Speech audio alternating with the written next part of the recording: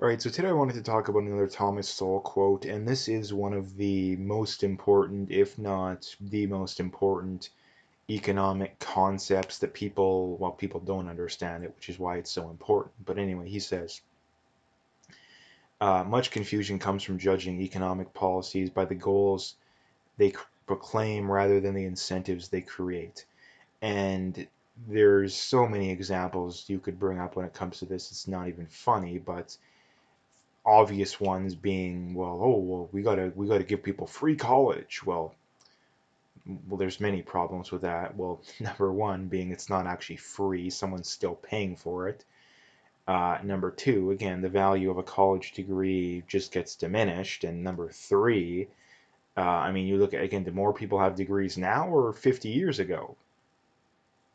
You know, is life more affordable now or 50 years ago? Is it easier to get a good job now or well, it's a lot easier 50 years ago. So again, I mean, other things too. Welfare, right? Oh, welfare. We're going to help the poor. Well, what does it actually do? Well, it just encourages people to be poor, basically. Like, you know, if you're going to get $2,000 a month not to work, who in their right mind would want to go work for $2,000 a month, right? You'd have to be getting at least probably 3,000, 2,500 at least to actually want a job. But again, if you're a high school dropout, or maybe you have high school, but you know you're a single mother, oh, why would you want to go work, right? So again, it just creates again free healthcare. Again, what's another one? It's not actually free for starters.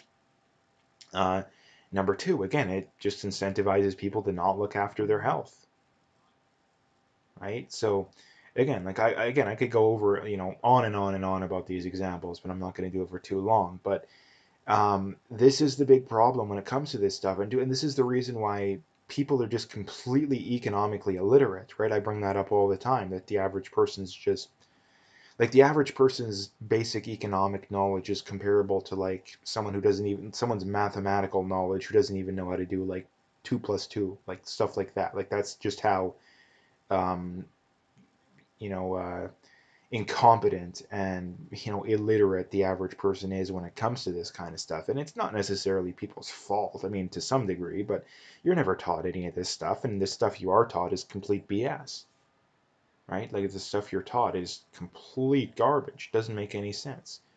So again, a very, very informative thing too, and this is the key too when it comes to any proposed law or policy. You really need to ask yourself, okay, this is what they tell you it's going to do, but what are the unintended or what could be the unintended consequences, and what are the, maybe it'll create some good, but what is the bad that it could create? This is the same stuff when it comes to the lockdowns too. The reason why lockdowns make absolutely no sense is that it's not that lockdowns may save a handful of lives from people that otherwise would have died of the virus. Rather, they're causing a lot more harm than they're preventing, right? And again, this is just proof of my point that the average person is just completely economically illiterate, is that they have no ability to actually think critically when it comes to this kind of stuff, because if they did, that's what they'd be doing. And this is the other thing too, is that even the majority of people in government don't even know how to do this stuff. And again, I don't care what side of the aisle they're on. Even the conservatives have proven that they're not very good at this either, lately, especially.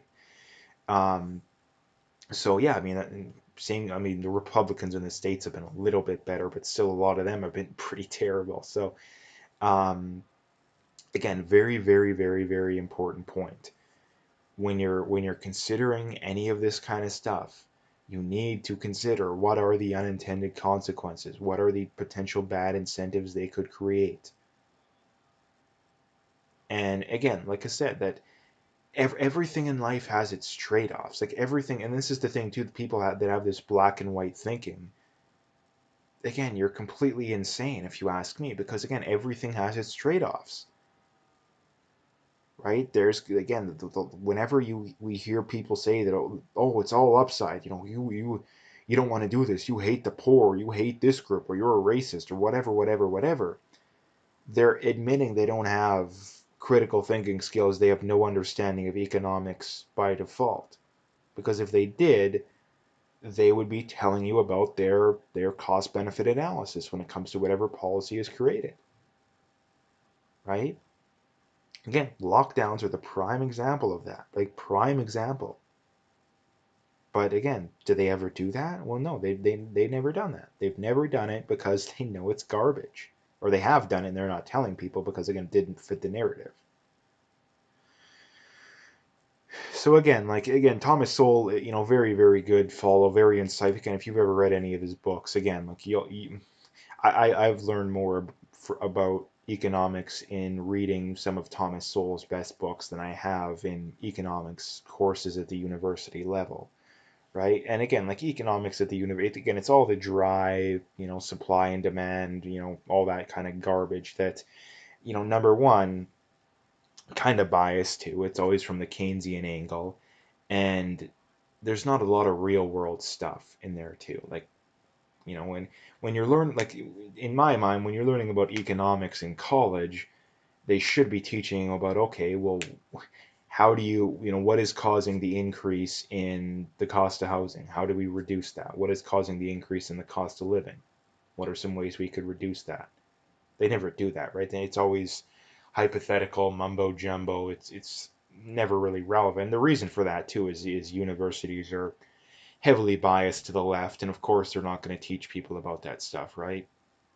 So again, that's very understandable. It's the same goes for public schools too. Like that's the reason why they don't teach you this stuff is that heavily biased to the left. Of course they don't want people to know this stuff. Do they want people to know that, hey, we can fix these problems, rather easily if we just, cut regulations and you know, do have a free market, I guess, for lack of a better way of putting it, rather than taxing and printing endless amounts of money and endless amounts of regulations, that clearly isn't working, right? It clearly isn't working because we've been doing more and more and more and more over the last couple generations or so, and look at where it's got us, right? Life is better in a lot of ways, but none of that's because of the government. Like everything about life that's better nowadays is because of the free market. Like, did the government create iPhones? No. Did the government create TVs? No. Did the government create,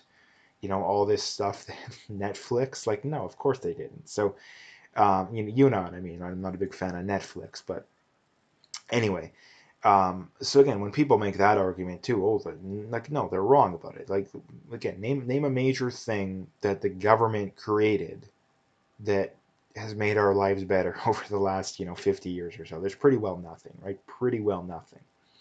So anyway, that again, that's pretty much what I wanted to bring up. But again, like I said, this is the most important economic idea I think that you can possibly understand is that whenever the government's bringing something up, whether it's free healthcare, free college, wealth tax, any of this, again, what are the unintended consequences? And the reason why it's so important is that whenever you look into the unintended consequences or the negative incentives, they almost always outweigh the benefits of whatever the people want to proclaim. Again, wealth tax, another prime example, or this whole tax the rich idea. Why is it a terrible idea? Well, it's a terrible idea for many reasons. Um, well, I mean, let's just go down the list. I mean, number one, a lot of these people, their wealth isn't tied up in cash or liquid assets, right? It's tied up in stocks and real estate typically, or well, or a little bit of more a combination of the two, right? So again, what are they going to have to do if they like if you're going to go up to Elon Musk or Jeff Bezos, if you're going to go up to Jeff Bezos and say, yeah, you're worth $150 billion, we want 10% of that, and we're going to take 10% of it every year until you're worth whatever less than 10 billion or whatever the number is. Okay, what's he going to have to do? He's going to have to sell off some property. He's going to have to sell off stock. What's that going to do? Well, you're going to put the people who worked at wherever, whatever real estate he owned out of work, for starters, or at least some of them. And number two, well, you're going to hurt the stock market. You're going to hurt the people that own the stock too. Again, a lot of people have, you know, mutual funds and ETF. They have money invested in Amazon. So you're going to hurt the everyday person that has money invested in these companies. Not to mention, too, you're going to de-incentivize any future Jeff Bezos of creating whatever future Amazon exists. Because again, if all my money is going to be taxed away, well, what's the point? Right? And they always say, oh, we just want to tax a little bit, or we just, again, like it's never enough for these people. So again, when they say, oh, we're only going to take 10% or something, again, it's never going to be enough because in their mind, we can end poverty if we just taxed a little bit of these people's wealth. They do it, it doesn't end, if anything, it's going to make poverty worse. And because of that, they'll never admit they're wrong. Again, people do not admit they're wrong these days. If that's, anyone who hasn't noticed that's kind of insane. Well, usually people will admit they're wrong, if they tell you ahead of time, right? You can kind of tell by the kind of person they are. But these are the kind of people that will never admit they're wrong. So again, they tax the money, it doesn't work. What's their solution? It's not to admit we're wrong. It's, oh, we got to do more, right? So again, eventually they just tax everything. Okay, well, again, so that doesn't work, right? That obviously doesn't work.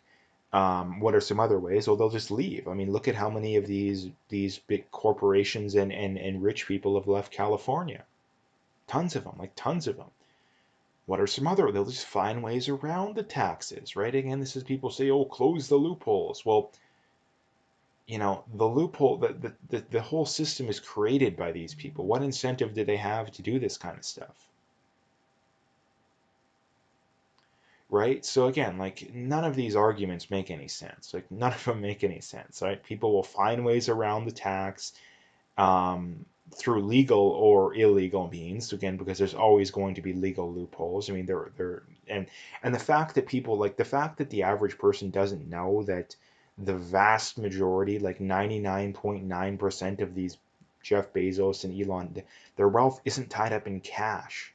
When you hear they're worth 100 billion, the average person thinks that they're making like $1 billion or $10 billion a year in salary, but that's not how it works. The the majority of these guys' salary is paid out in stock, right? And why is that? Because if it's paid out in cash, well, they're going to have to pay taxes on that. If it's paid out in stock, they don't have to pay taxes.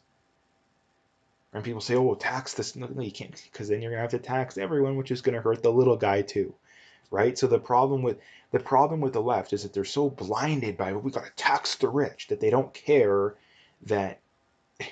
care that if we hurt the middle class in the process of taxing the rich, they don't care about that.